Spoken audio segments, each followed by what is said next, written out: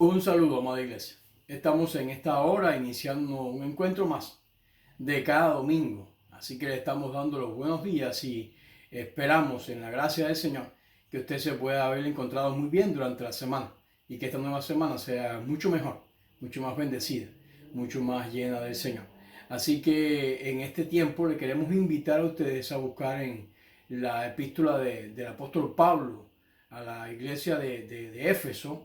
Específicamente vamos a estar meditando en el capítulo 1 y en el capítulo 2, en porciones, en selecciones de los versículos de estos dos capítulos de la primera, de la epístola del apóstol Pablo a los Efesios. Así que le invitamos a ustedes a poder acceder a esta porción de la palabra de Dios, específicamente bajo el título Viviendo Unidos. Qué privilegio el hecho de que podemos hablar de unidad, pero no solamente unidad en el sentido de iglesia, en el sentido de cada uno de los hermanos, sino que nuestra unidad procede o tiene como fuente una unidad superior, la unidad de Cristo con el Padre, del Padre y Cristo con el Espíritu, y esa unidad es la que se refleja precisamente en su cuerpo, en la iglesia. Así que le invito a buscar en la palabra de Dios, en el libro de Efesios, en el capítulo 20, del versículo 20, capítulo 1, del 20 al 23, y vamos a estar meditando en esta porción de la palabra de Dios. Así que le invito a que usted pueda buscar su Biblia, tenga su Biblia a mano para poder meditar en esta mañana. Dice la palabra de Dios, la cual operó en Cristo, resucitándolo de los muertos y sentándolo a su diestra en los lugares celestiales, sobre todo principado y autoridad y poder y señorío, y sobre todo nombre que se nombra, no solo en este siglo, sino también en el venidero. Y sometió todas las cosas bajo sus pies, y le dio por cabeza sobre todas las cosas a la iglesia, la cual es cuerpo, la plenitud de aquel que lo llena todo.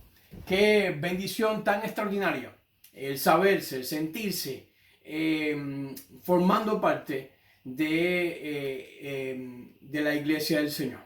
Y precisamente por ese hecho glorioso de la resurrección de Jesucristo. Así que le queremos invitar a que usted pues vaya mirando cada uno de estas porciones de la palabra de Dios.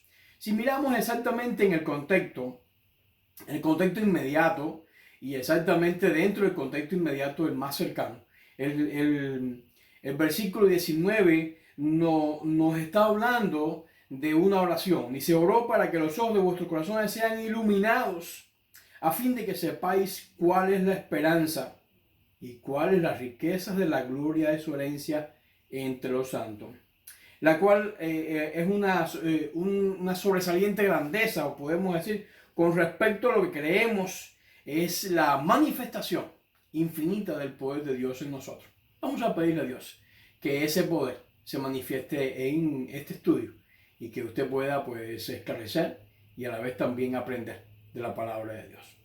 Padre, en esta hora te estamos agradecidos por la bendición y oportunidad que tú nos regalas de un domingo más, poder acercarnos a tu palabra y tener este estudio, Señor, como una herramienta que durante toda la semana nos ayuda a sentirnos, en este caso, unidos, Señor, al gran poder de tu Espíritu, unidos al gran nombre de tu Hijo Jesucristo, y lleno, Padre, de ese poder tan maravilloso que tú regalas y concedes a nuestras vidas.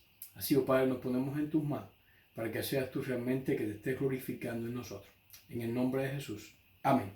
En este contexto, verdaderamente está diciendo el apóstol que sus ojos sean iluminados, es decir, vuestros corazones sean iluminados a fin de que sepáis cuál es la esperanza y cuál es la gloriosa herencia de los santos.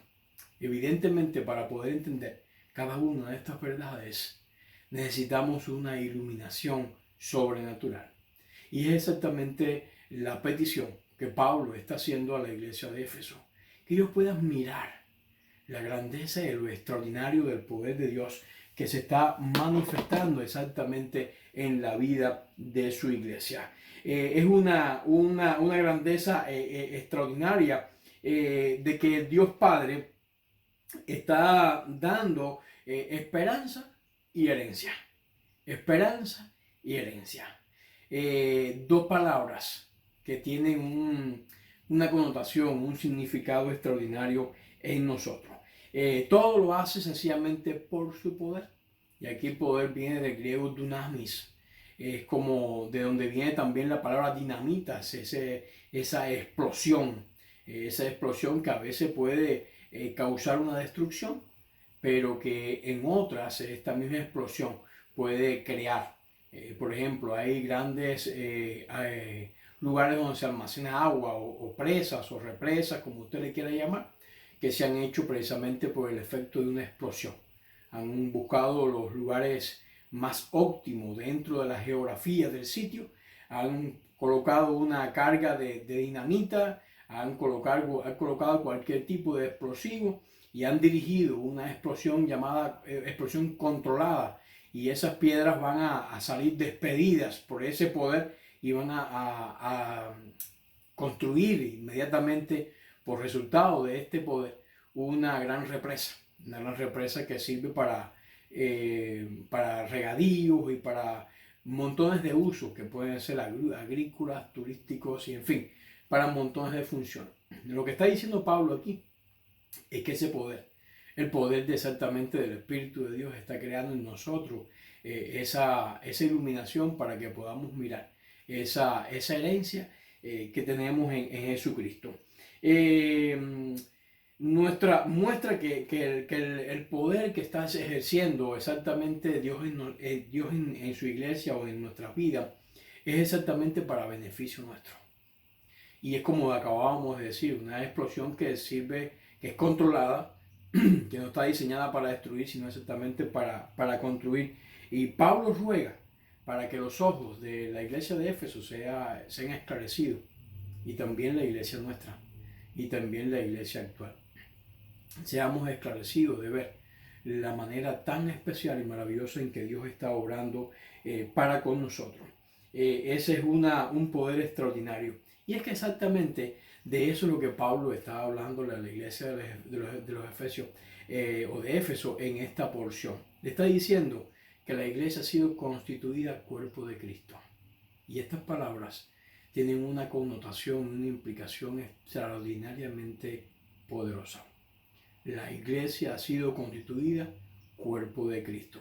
¿Cómo la iglesia puede ser constituida cuerpo de Cristo? ¿En qué manera somos tú y yo participantes de esa obra de Dios en la tierra y esa obra de Dios también en cada creyente que conforma la iglesia del Señor Jesucristo? ¿De qué manera el Espíritu está obrando? Nos dice que en primer lugar eso se experimenta por el poder, el mismo poder de la resurrección. La misma resurrección que operó en Jesucristo es la misma que está operando en el cuerpo de la iglesia actual. Es la misma que está operando en nosotros. Es ese mismo poder. Ese poder que en su tiempo asombró a la familia de Lázaro. Ese poder que ha causado tanto revuelo, pero que también es base y fundamento precisamente de la fe de la iglesia de este tiempo, porque nos ofrece tres elementos que queremos mirarlo en detalle en los versículos siguientes, del 20 al 23, como acabamos de decir. Nos habla que nos rescata de la muerte, que nos concede autoridad y que nos regala plenitud. ¿De qué manera podemos mirarlo en el texto que tenemos ante nosotros? En esta porción pues estamos encontrando con mucha claridad, específicamente en el versículo 20, habla de que los ojos sean esclarecidos para que puedan ver y puedan discernir. Porque muchas veces usted puede estar mirando, pero no viendo. Es diferente los conceptos de mirar y de ver. Lo que está pidiendo exactamente el apóstol es que la iglesia pueda ver. Y pueda ver, pueda discernir la manera en que está ocurriendo esta transformación precisamente delante de sus ojos. Es una firme esperanza, es una realidad que está verdaderamente ocurriendo precisamente, pudiéramos decir, delante de ellos, y puede recibir exactamente la totalidad de esa herencia, la totalidad de esa herencia. Y es lo que como iglesia tenemos que entender, que usted, el mismo poder que operó en Cristo, le levantó de los muertos y lo llevó hasta el cielo y lo colocó en ese lugar de honor por todo lo que ha hecho por nosotros. Ese mismo poder es el que está obrando hoy en la iglesia y en el pueblo de Jesucristo. Pidiéndole entonces exactamente que nuestros ojos sean verdaderamente esclarecidos y podamos entender y podamos comprender esa herencia. Eh, Dios tiene a su disposición un poder tan grandioso que fue exhibido cuando levantó a Cristo de entre los muertos y lo sentó a la diestra de Dios. Tal es así que el imperio de la muerte fue colapsado, fue destruido por efecto de ese poder, por el efecto de la resurrección de Jesucristo. No podemos desperdiciar entonces como iglesia el poder confiar en ese poder tan extraordinario que hizo esa obra tan maravillosa, que ese mismo poder está obrando en nosotros y de ese mismo poder es el cual tú y yo nos estamos nutriendo y es ese mismo poder en el cual tú y yo estamos creyendo. Llegará el día en que esa herencia también será guardada para nosotros. Somos copartícipes, somos parte de ese proceso. La muerte no puede tener ningún efecto nocivo en la vida del creyente, sino exactamente nos regala una bendición extraordinaria. Al sentarse Cristo a la mano derecha del Padre, es un tipo de lo que va a estar sucediendo en tu vida y en la mía. Y eso nos llena de esperanza, nos llena de una fuerza tremenda. Conquistaremos la muerte al ser levantado gloriosamente de las tumbas para vivir y reinar con Cristo para siempre. La resurrección de Cristo es un tipo de resurrección de los creyentes y es una victoria gradual sobre el pecado. Cada día usted se está acercando cada vez más a ese momento glorioso, al momento de la resurrección precisamente de nuestras vidas y esa bendición tan maravillosa en nosotros. Pablo le está diciendo a los efesios que ese es el poder que está operando precisamente en la iglesia. La resurrección de Cristo prueba la justificación del creyente, porque hemos sido constituidos copartícipes, hemos sido hechos amigos, hemos sido insertados precisamente en esa amada iglesia del Señor Jesucristo. Sentado a la diestra del Padre, Jesucristo está intercediendo por nosotros. Ese mismo poder que operó en Él va a operar en nosotros también. Una de las razones es porque Él está intercediendo. Tenemos un abogado. Antes no teníamos a alguien que intercediera, pero ahora tenemos a alguien que está intercediendo por nosotros. Está derramando su espíritu en nuestros corazones. Y ese derramamiento del espíritu hizo un cambio radical en la vida de los discípulos. Recordemos que estaban temerosos, estaban preocupados, como nos narra los primeros capítulos del libro de Hechos. Estaban todos encerrados en un lugar, pero cuando el Espíritu vino sobre ellos, la historia cambió. Y se convirtieron en personas consagradas, dedicadas. Muchos entregaron su vida por causa del Evangelio y muchos fueron llevando y anunciando la buena nueva de Jesús, la buena nueva de este poder, que precisamente es la resurrección o tiene la resurrección como garantía de que tú y yo somos, mi hermano, bienaventurado. Usted puede estar convencido de que usted es bienaventurado. La resurrección de Cristo, pues entonces prueba precisamente o tiene un lugar preeminente en los 4 evangelios. Si usted busca la historia de la resurrección en los 4 evangelios, hay espacio para ello. Ninguno de los evangelistas pasó desapercibido para ellos la resurrección, sino que la consideraron como algo verdaderamente prominente e importante para que apareciera. Como recompensa por su obra mediadora, Cristo gobierna todo el universo y en beneficio de la iglesia. Es también claro que en la mayoría de las epístolas aparece también la resurrección de Jesucristo como algo verdaderamente notorio e importante.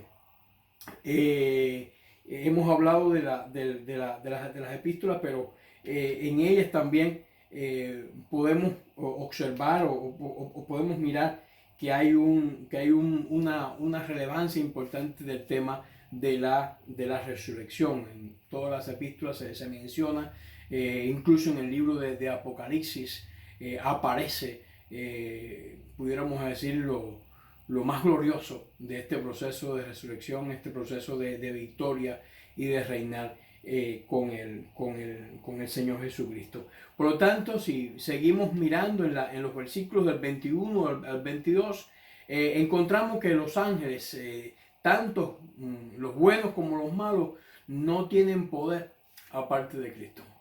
No tienen poder. Es decir, están subordinados a ese poder tan extraordinario que la resurrección le concedió al Hijo del Hombre. Él dijo que había venido para que tuviéramos vida y vida en abundancia. Y Él dijo que Él entregaba su vida, que nadie se la quitaba, Él la ponía y la volvía a tomar.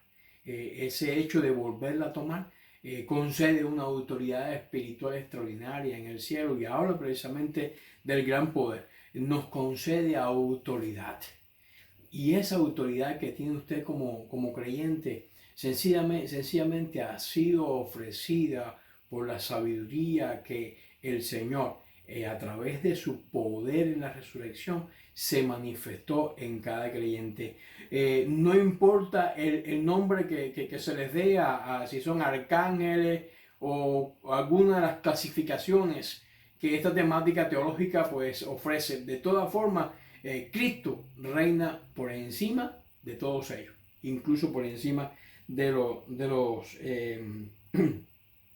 ángeles caídos, pudiéramos decir. ¿Qué nos dice? Nos está diciendo que la soberanía universal de Cristo da un dominio que no excluye nada en absoluto de lo que existe. Todo está subordinado a ese poder tan extraordinario que tiene Cristo en nosotros. Pudiéramos hablar o decir también en este mismo contexto, que en consecuencia de este proceso, eso trae exactamente un sentido de esperanza en el creyente, y nada se le permite que se cruce en su camino hacia la adquisición de un goce pleno y de esa hermosa herencia que los versículos 19, que no está dentro del estudio, pero sí dentro del contexto, nos estaba ofreciendo. Además del poder, el poder de Dios no está inactivo, sino que está operando, y está operando precisamente en la iglesia del Señor Jesucristo, en forma de que fue claramente exhibido en la exaltación de Cristo, y se ha utilizado precisamente para el gobierno y para el beneficio de la iglesia de Jesucristo. Para el gobierno y beneficio de la iglesia de Jesucristo. Mirando entonces en el versículo 23, la última parte de esta sección, Cristo llena todo el universo en todos los aspectos. Llena el universo en todos los aspectos. Esta es la plenitud precisamente que Cristo tiene. Pero esa plenitud la ofrece a la iglesia. Y es algo importante que tenemos que siempre tener en cuenta. El universo entero depende de la provisión de Cristo, de la manera en que Cristo sustenta. Él sustenta todas las cosas, y todas las cosas son sustentadas por su poder. No hay nada. Por eso es que la Biblia dice que no tengamos preocupación, porque no puede caber ni tan siquiera un cabello de nuestro cuero cabelludo sin que sea precisamente contabilizado, o no pasa esto desapercibido delante del Señor. El universo es gobernado precisamente para el beneficio de la iglesia, y la iglesia debe servir al universo y se halla verdaderamente repleta de dones espirituales, y está impregnada con ese amor y con ese poder del Señor Jesucristo. Iglesia, tú lo tienes todo.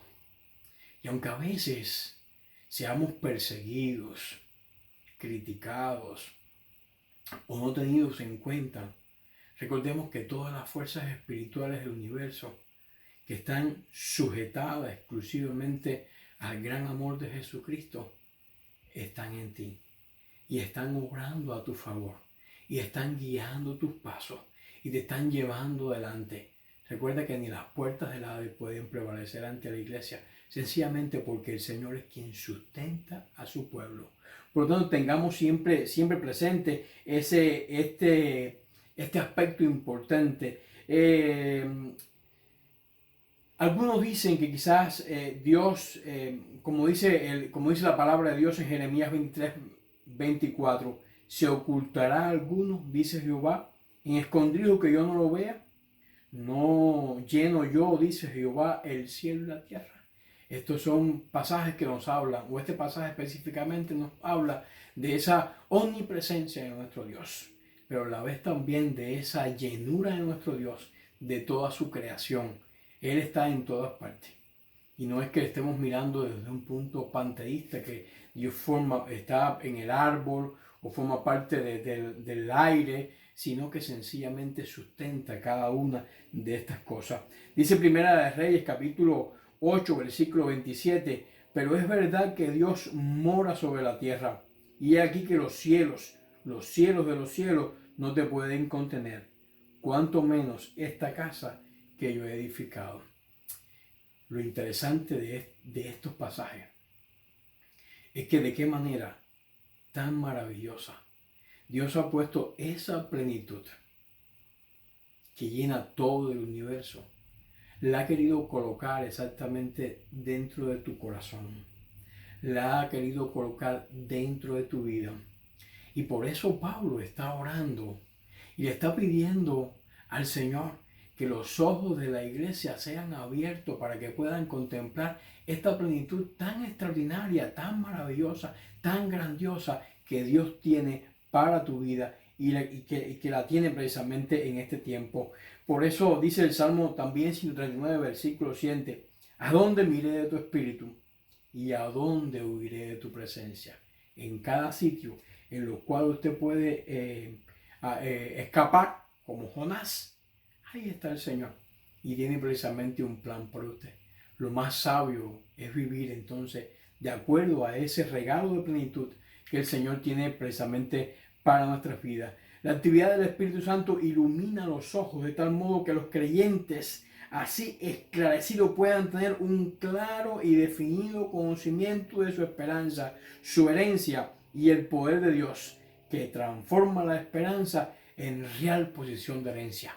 Dios quiere que tú veas que ese mismo y extraordinario poder de la resurrección es el que está operando en la iglesia actual. No miremos la historia de esas oraciones majestuosas que contempla el Nuevo Testamento y que también en el Antiguo Testamento aparecen. Estemos conscientes y completamente seguros de que ese poder está en ti y que solo tienes tú que aprender, que tus ojos sean esclarecidos para que puedas ver y disfrutar precisamente de ese extraordinario poder. Que estemos tú y yo conscientes de que tú eres parte del cuerpo de Cristo y que eso te ayuda a experimentar el poder de la resurrección. El mismo poder que operó en Jesucristo en su resurrección, que te rescata de la muerte, que te concede autoridad, que te regala plenitud, para que tú puedas vivir exactamente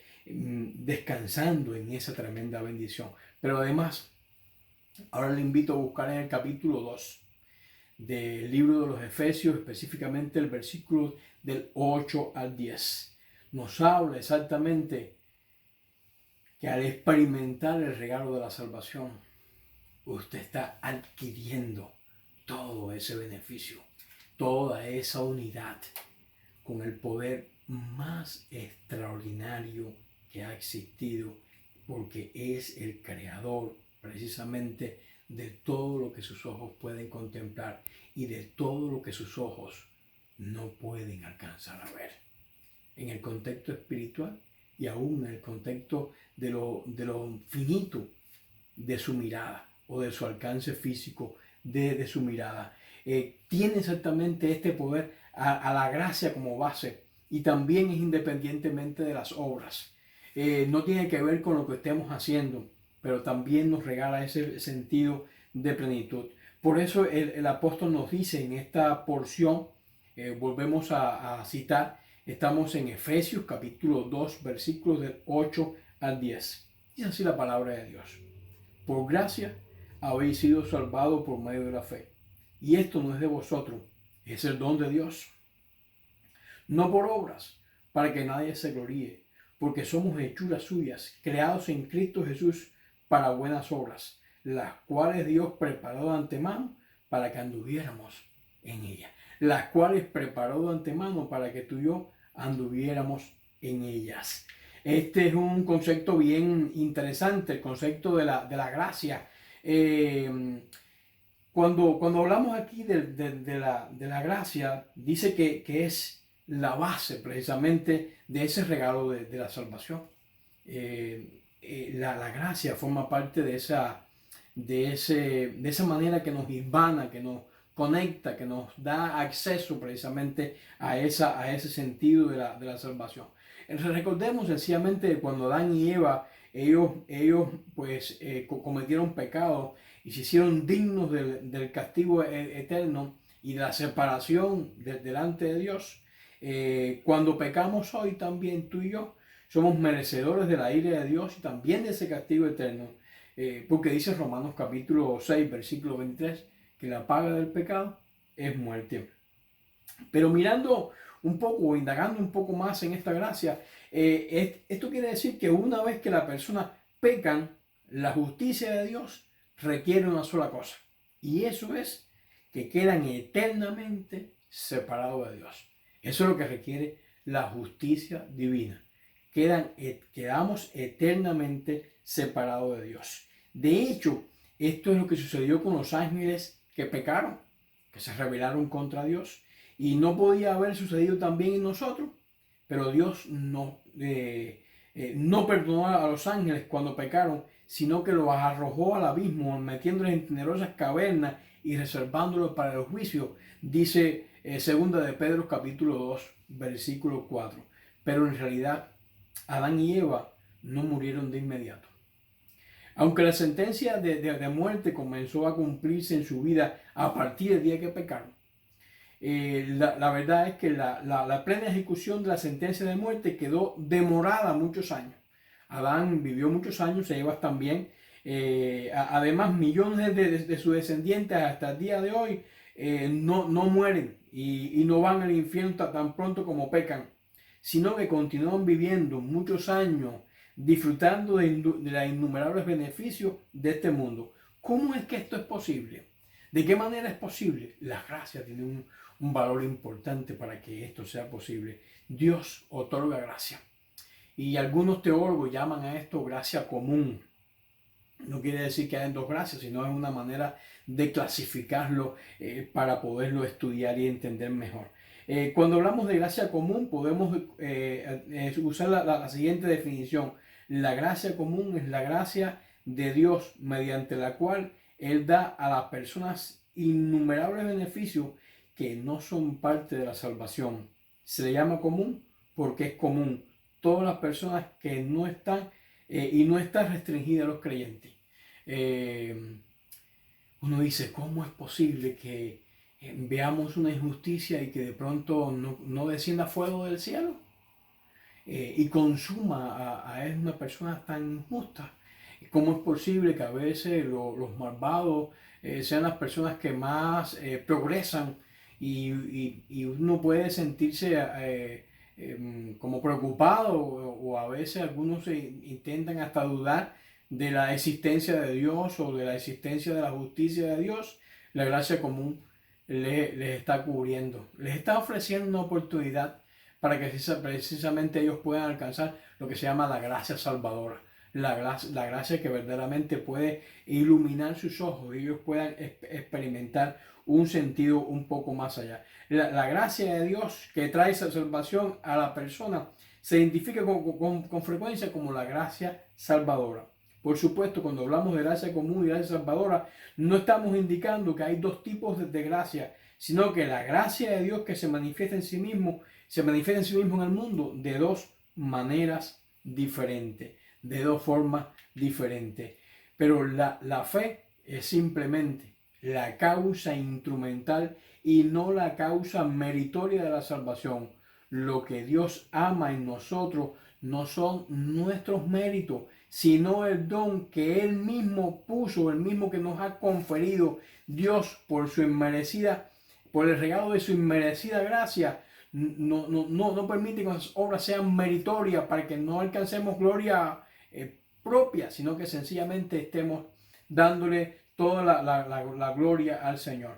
Dios nos está regalando precisamente ese proceso de que continuemos aumentando ese proceso de salvación en nuestras vidas.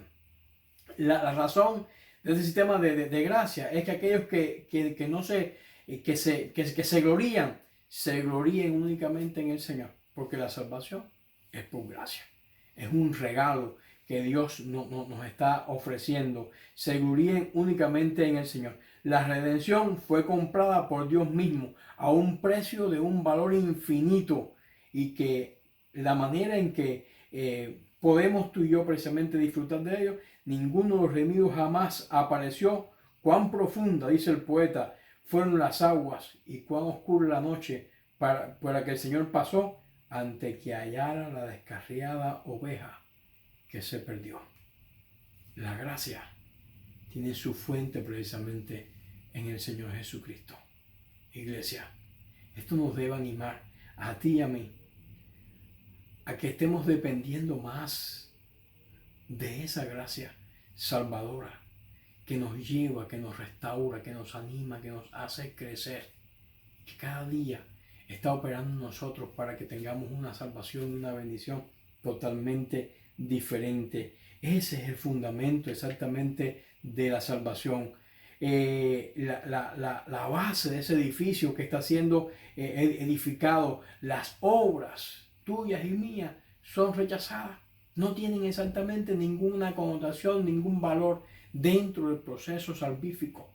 Sencillamente es el regalo de la gracia del Señor la que tiene la voz cantante, pudiéramos decir, la que tiene el poder extraordinario. Y ese regalo es el que tú y yo tenemos que aceptar y reconocer y darle gloria y honra al Señor, porque lo ha querido hacer. No lo quiso hacer con los ángeles caídos, lo quiso hacer con la humanidad, lo quiso hacer contigo y conmigo, que éramos viles pecadores, y Él quiso ofrecerte, regalarte, dar la vida de tu Hijo para que tú y yo alcancemos ese proceso de salvación. La salvación es obra completa de Dios. Y sencillamente Romanos 3:27 dice que toda jactancia queda excluida. Toda jactancia queda excluida. Así que no digamos nada. ¿Qué estamos haciendo? Porque no tiene ningún tipo de valor. Que somos deudores. Tú y yo somos deudores. Estamos experimentando un regalo y nunca vamos a poder devolver ese regalo. Nunca podemos hacer nada que sobrepase precisamente el valor de ese regalo que hemos recibido. Entonces, ¿qué podemos hacer? Sencillamente experimentar la bendición de ese regalo en tu corazón. Experimentar el gozo de ese regalo en tu vida y en la nuestra. Las buenas obras no son meritorias para la salvación, no obstante, también son importantes. Y Dios nos creó en el propósito de que podamos hacerlas. No tienen importancia para la salvación, pero el hecho de que tú y yo estemos haciendo algo para la obra del Señor tiene una importancia tremenda para que se expanda el reino, para que otras personas disfruten de lo que precisamente el Señor ha puesto en tu corazón, los dones, los talentos, para que tú puedas hacer su obra. Y ese es un proceso muy interesante. Ahora bien, junto con crearnos, Dios también nos ha preparado para buenas obras, dándonos a su Hijo nuestro gran habilitador, en quien las buenas obras tienen una gloria copiosa en nosotros. Cristo no solamente nos capacita para buenas obras, porque Él es el que pone en nosotros el querer y el hacer por su buena voluntad. Dependamos de esa gracia soberana y no querramos para nada exhibir ningún tipo de obra, porque nada podemos exhibir. Lo que tenemos lo hemos recibido y lo hemos recibido por gracia. Entonces disfrutemos de ese proceso, dándonos precisamente el Señor nos ha dado la fe en su Hijo, y la fe es también un regalo de Dios. Ahora, al plantar la semilla de fe en nuestros corazones y haciéndola brotar, ha extendido una gran solicitud, dándole crecimiento. Dios también nos preparó en sentido para las buenas obras, puesto que las obras son fruto de la fe. La fe viva además implica una mente renovada, implica un corazón agradecido, implica una voluntad rendida, y con tales ingredientes, esos son sencillamente dones divinos. Dios nos confecciona y nos compone precisamente para que tú y yo podamos estar haciendo buenas obras. Así que entonces podemos estar resumiendo y podemos decir que al dar a su Hijo y al impartir la fe del Hijo de Dios, ha preparado a ti y a mí para que podamos hacer buenas obras, porque imitamos precisamente a nuestro Padre Celestial y su gracia nos otorga precisamente ese proceso. Por eso Gálatas también enumera los frutos del Espíritu: amor, gozo, paz, paciencia, benignidad, fidelidad, mansedumbre, dominio propio o control de sí mismo. Eso es un regalo que el Señor ha dado a su iglesia para que podamos estar precisamente disfrutando de esa extraordinaria bendición que Él nos ha concedido, y lo ha concedido de una manera extraordinaria, para que sencillamente, en tercer lugar, tú y yo podamos experimentar los beneficios de la ciudadanía celestial. Los beneficios de la ciudadanía celestial. Ahí estamos todo el mundo interesado en tener la ciudadanía. Estudiamos para ella, nos preparamos para ir delante de un funcionario para alcanzar el proceso de ciudadanía, de naturalización y demás. Pero qué proceso tan maravilloso ha hecho el Señor con nosotros, que sencillamente nos ha hecho ciudadanos del reino celestial y nos ha concedido.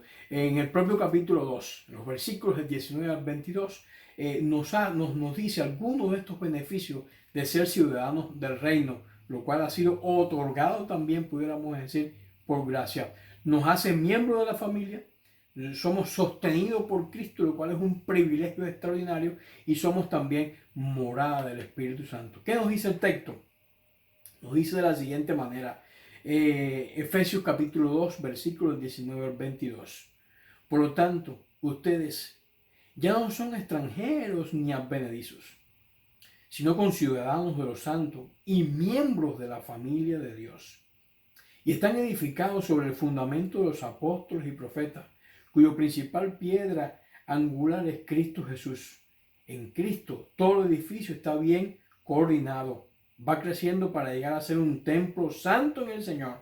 En Cristo también ustedes son edificados en unión con Él, para que allí habite Dios en el Espíritu. Para que allí habite Dios en el Espíritu. El texto nos está diciendo, en primer lugar, que tú y yo somos parte de la familia de Dios. Somos sencillamente conciudadanos de la familia de Dios. Eso es un logro extraordinario, un beneficio extraordinario precisamente de ese regalo de la resurrección, de esos elementos tan extraordinarios que Dios nos ha dado en los versículos anteriores, y ahora nos añade más. Porque así el Señor siempre sobreabunda en nosotros. Más allá de nuestro entendimiento, Él coloca un espíritu de sobreabundancia y nos hace precisamente, en ese sentido, Cristo ha reconciliado tanto a los gentiles como a los judíos con Dios por medio de su sufrimiento en la cruz.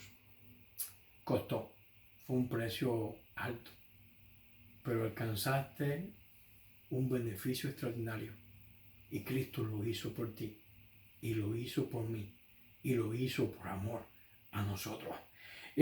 Ambos, tanto judíos como gentiles, tienen acceso al Espíritu del Padre. Para los judíos, ellos habían experimentado la separación entre el lugar santo y el lugar santísimo. Ahora eso está abierto. Tenemos el acceso directo, tanto para judíos como para gentiles. Ha cesado toda desigualdad entre estos dos grupos, lo que concierne a posición frente a Dios. Todos los seres humanos estamos sencillamente delante de Dios y podemos, si aceptamos a Jesucristo de esa manera. Ahora tú y yo somos sencillamente miembros de la familia de Dios, lo cual es un privilegio tremendo. La familia es una unidad íntima, más íntima que el Estado. Somos miembros de la familia de Dios. De esta manera, Pablo le está diciendo a la iglesia de Éfeso que ellos habían ingresado a un círculo aún más potente, más amplio. Sencillamente tenían que ver que esa plenitud del Espíritu que obraba en ellos le había constituido miembro de esa familia, y ellos tenían esa posición tan relevante en la iglesia y en este mundo en el cual vivimos. La casa espiritual, además de descansar en Cristo, queda determinada en cuanto al carácter por Él. Es Cristo el que da a la casa su correcta dirección. Los creyentes, como dice Pedro, somos piedras vivas, pero debemos ser regulados conforme a la piedra angular, que es Cristo. Conforme a la piedra angular, que es Cristo. Esto nos añade un pensamiento tremendo a la palabra de Dios. Se añade otro pensamiento ya expresado. Cristo es también el principio de su crecimiento. Todo el edificio está creciendo y levantándose por razones de una unión vital con Jesús.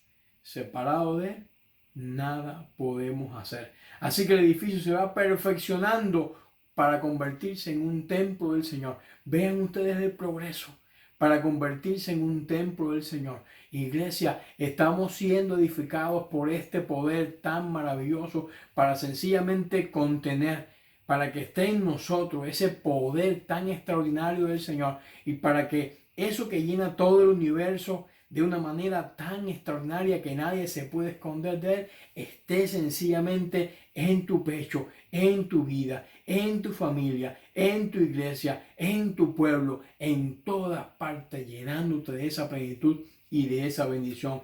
Es santo, esto es limpio, consagrado, precisamente a causa de la sangre de Jesucristo, de la sangre de Jesucristo. El versículo 22 nos está diciendo que el amor de Dios es tan amplio como el mar y lo abarca todo.